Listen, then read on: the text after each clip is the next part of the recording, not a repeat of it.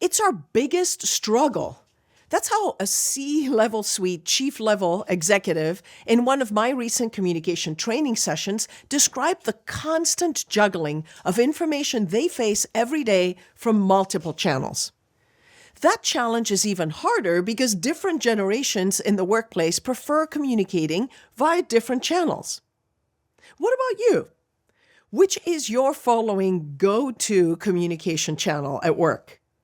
The ever-expanding list includes email, instant messaging apps like Slack, Microsoft Teams, WhatsApp, video conferencing platforms, phone calls, voice memos, in-person meetings, and collaboration tools like Notion, Asana, Trello, and company intranets. I haven't even listed all the messaging channels on social media sites. You certainly get my point. The communication landscape is complicated, and even more so by all the different generations in the workplace using them. So this means that we need to be flexible and empathetic while not ignoring productivity. Let me share some of the facts that may mirror the tricky situation in your office space, starting with younger age groups and moving on to some of the more seasoned ones. Generation Z. These are ages 18 to 26, and 82% of them favor communicating through social media platforms or messaging apps like Slack or WhatsApp. That source is from the National Society of High School Scholars. The other generation is millennials, ages 27 to 42, and 70% of them prefer to communicate through instant messaging apps for work-related communication rather than traditional emails. Cisco Future of Work Report was that source. Generation X, ages 43 to 58, would rather use email as their primary communication channel at work, valuing formality and thoroughness. That's what the Pew Research Center told us. Baby boomers, ages 59 to 77, 50% of them prefer face-to-face communication over channels, highlighting the importance of interpersonal relationships in their work interactions. That was from the American Association for Retired Persons. It's no wonder why my C-suite friends said communication channels were their biggest challenge and why the business community has such wildly different communication preferences. We all need help navigating the tangle of options. So here are some of my suggestions, including some targeted to team leaders and project managers. Respect differences and needs. Not everyone prefers to use the same channel as you do. So if you want to be effective as a communicator, you must also know your team's preferences. Some are not going to reply to messages once they're home, while others are active first thing in the morning.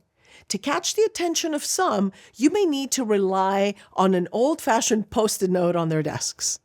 The key is to be aware of these preferences and communicate accordingly. Be flexible. You might prefer to use Slack or instant messaging, but don't let your preferences keep you from adding another communication channel to your list. It might be email or Teams messaging, and hopefully your office has already discussed what types of messages are more appropriate for a particular channel. That means that you'll have to be flexible. So expand your skill set and be willing to add one or more channels to your communication menu. Help set guidelines. Should the team use email for updates and instant messaging for collaboration and virtual short interactions? How about video chat for discussions, brainstorming, or personal catch-up time, or making decisions? What about mission-critical decisions? How long do you let an email thread go on and on before you decide that it would be best to have a virtual short meeting? Should all mass emails have blind copies so nobody has a chance to respond to everyone? You and your team must decide together what your communication guidelines are and for what situations. Now, for team leads and project managers, here's a thought.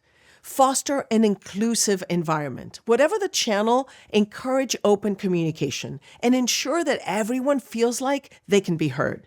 This means creating spaces where team members can share their thoughts without fear of judgment.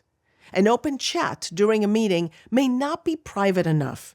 One of the decisions made by the C-suite friends that I worked with was to regularly check in with their teams to set guidelines and also to understand communication preferences and individual challenges. Provide training. The statistics I offered earlier may also suggest that not everyone is familiar with all of the communication tools available. So offer training sessions to help your team get comfortable with different platforms. Create feedback channels. Some generations prefer to receive feedback in face-to-face meetings, and others are fine with informal and more regular feedback coming through apps and brief feedback via a short text or even an emoji.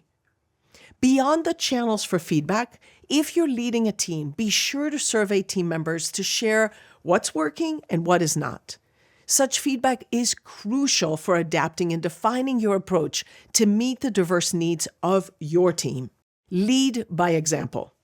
As a leader, your communication style sets the tone for the rest of the team. So demonstrate flexibility and openness in your communication. Lower the stress level by avoiding late night or early morning messaging. There are new versions of messaging platforms that allow you to delay sending out messages. Also, consider taking advantage of automation, such as automated email replies and weekly check-in messages to allow more time for high-value and high-touch personal connections with your team. I spent a considerable amount of time with C-suite leaders discussing best practices and making plans to strategize with their teams. Studies tell us that some professionals send 200 to 300 Slack messages a day, while others revealed that they spend a shocking 28% of their work week on email.